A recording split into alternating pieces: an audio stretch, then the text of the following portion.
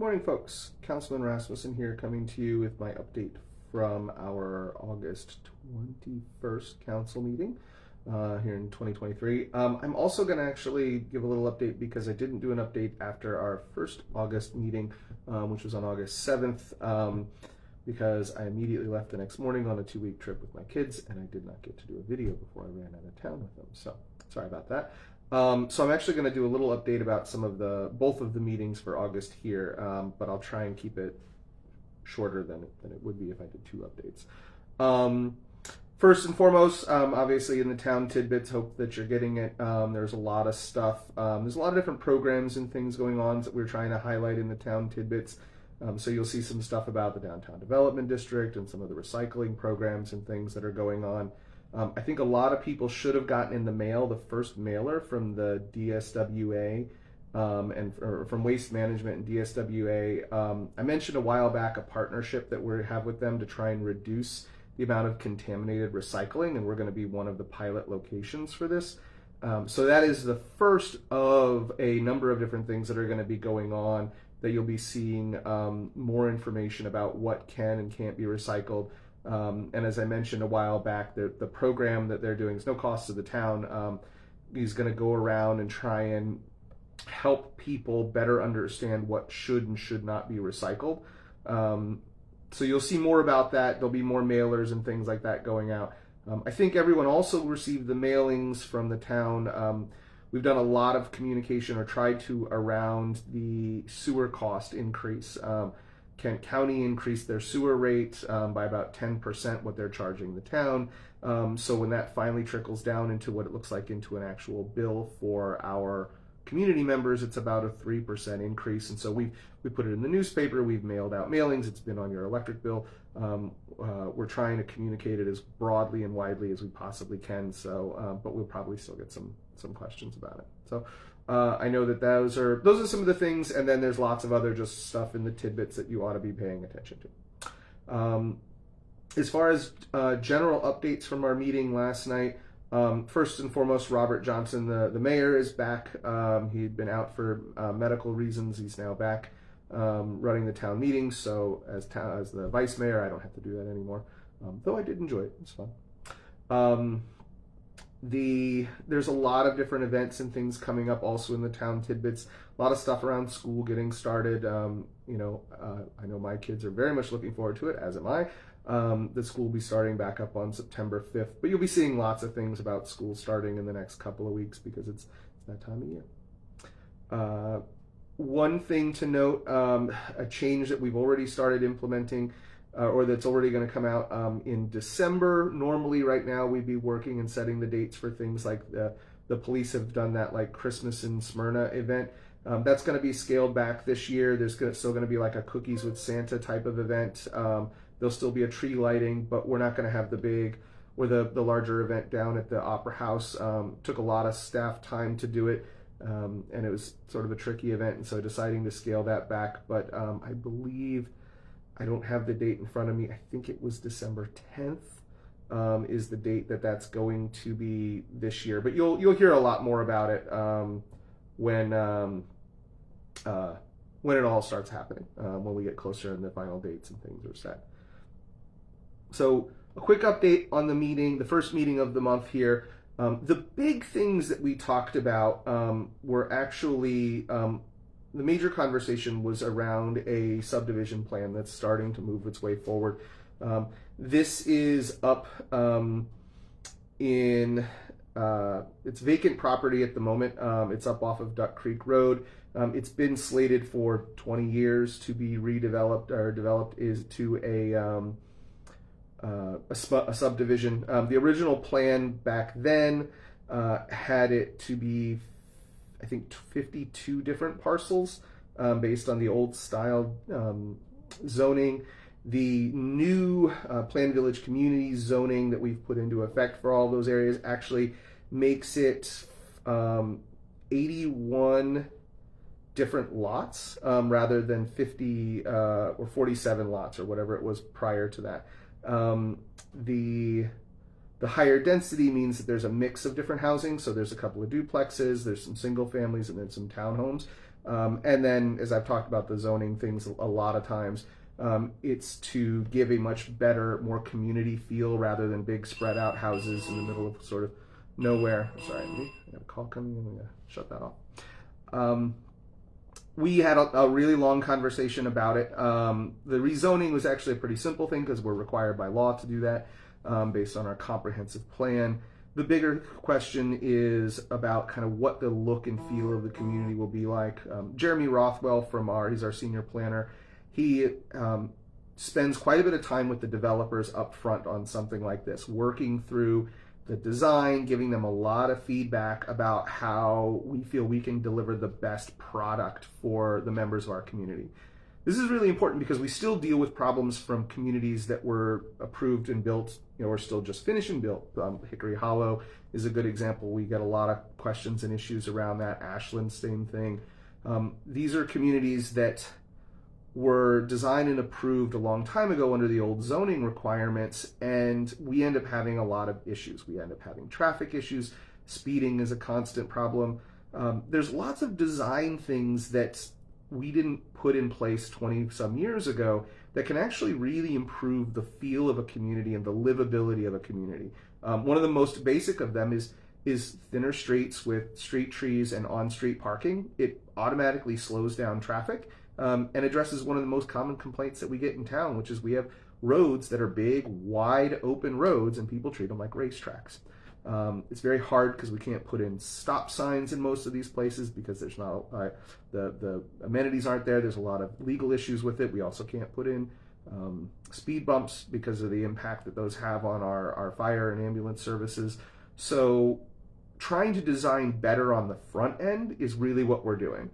So this was the first look at the proposed design and the changes that have been made and the changes that are still proposed to the developer.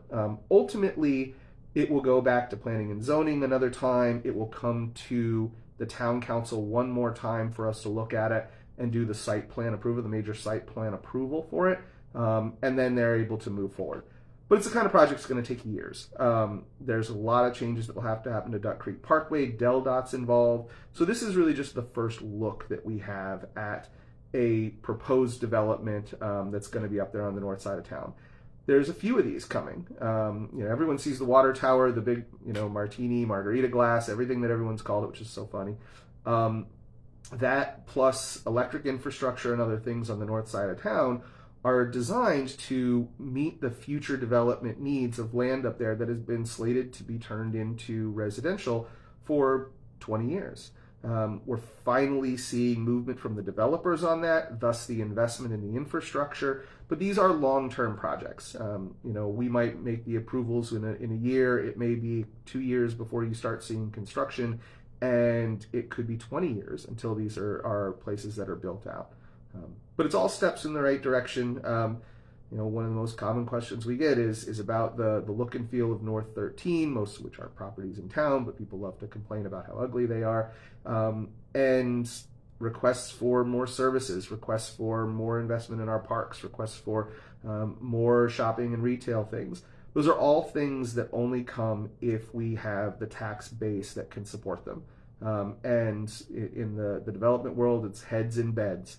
The more heads in beds you have, the more opportunities you have to bring people into the community that are contributing in the way of taxes and fees and all of that then support parks, they support redevelopment opportunities and all kinds of things. So long-term piece, but that was the major conversation that we had at the first council meeting this month, was all about that proposed change.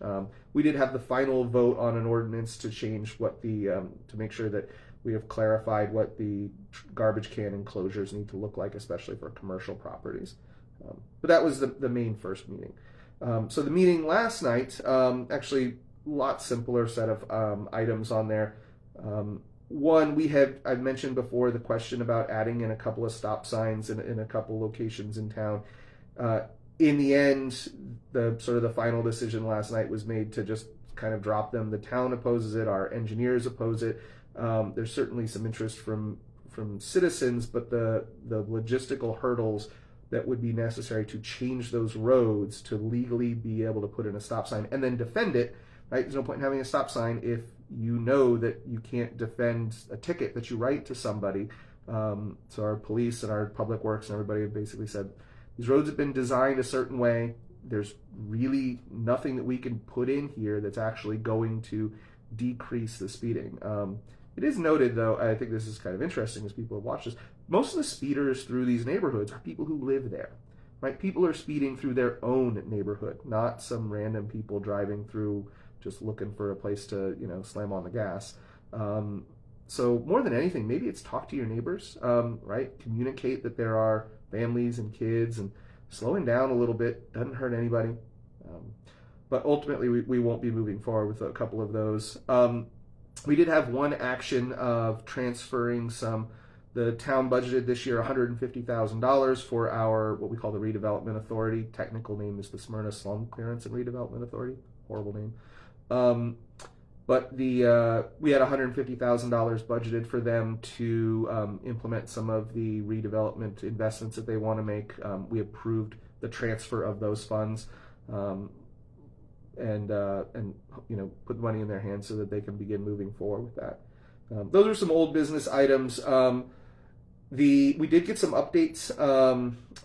So major questions have been out around Lake Como Woods and Ashland around the final paving and curb work that's been going on there.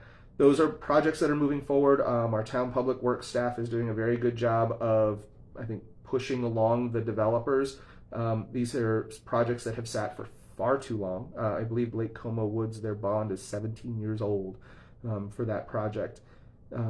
In the end, everything takes longer than citizens want it to, but the developers are moving forward. They are, while moving slowly, they are meeting their commitments. This is not a lot the town can do unless they actually totally say that they're not going to meet their commitments.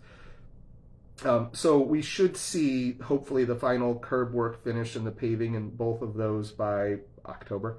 Early October is what they're telling us at the moment. So we got a little update on that.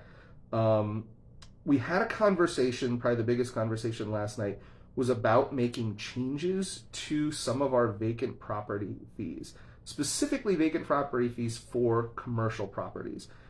So background on this, if you own a property and you are not doing anything with it, it is just sitting there, it is considered a nuisance property, and the town has the ability to impose a vacant property fee. The vacant property fees actually all flow into the redevelopment authority, so that's money that the town brings in and then tries to use to reinvest to encourage people to do things with their property in the way of grants and loans and along those lines. At the moment, commercial and residential properties have the same vacant property fee structure. The RDA has requested that we alter the vacant property fee structure for commercial properties to ratchet up the fees. We have I believe it's about 37 vacant properties in town that pay these. A number of them are commercial, and they are outsized blight in our town. I think most people know the biggest of these, which is a source of constant complaints, which is what we call the old Harris Manufacturing Facility, where the owners have let it overgrown, and it's not an attractive entry point into our town by any means. So trying to think, are there ways that we can either encourage them to do work by increasing fees if they don't, or encourage them to sell the property and move along and hopefully put somebody in that property that would make the investment necessary to have it not be a blight on our community.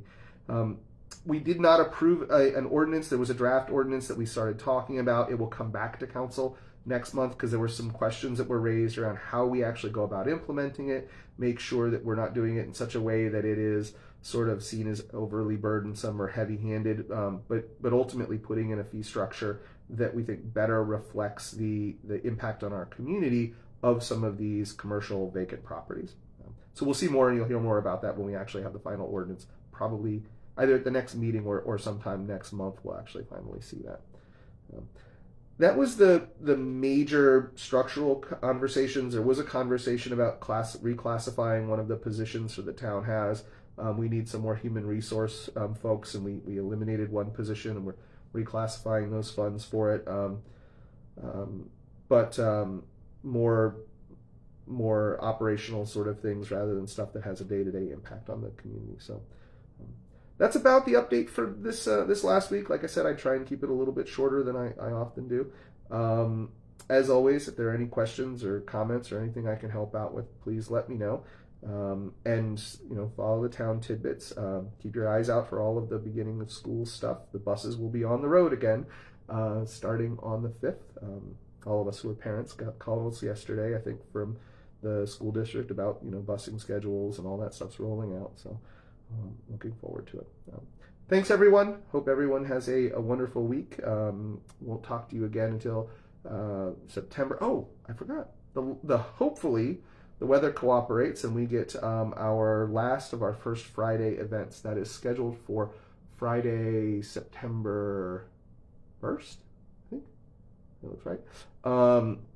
That will be our last First Friday event that we're having this year. Everyone sort of, I think, knows that the last couple of those has been canceled because of weather, but hopefully the weather holds out. And that's a great way to start off your Labor Day weekend, is come listen to some music here downtown. But then you won't hear from us again. Our next council meeting isn't until Tuesday, September 5th, so probably Wednesday, September 6th, you hear from me again. Hope all is well. Take care.